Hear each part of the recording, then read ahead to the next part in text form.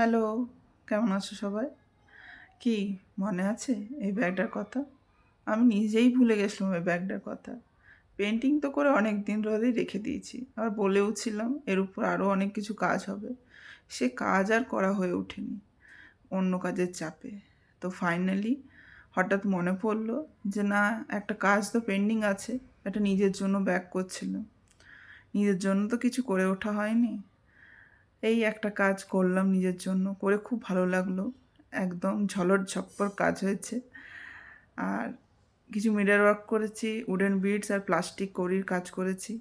হ্যান্ডেলেও কিছু উডেন বিডসের কাজ করেছি, দুদিকে দিয়েছি। দুদিকে যদিও বা দরকার ছিল না, বাট কাজ করতে করতে এত কাজে মত্ত হয়ে যায় যে বেশি কাজ করে ফেলি। তো কেমন হয়েছে জানিও।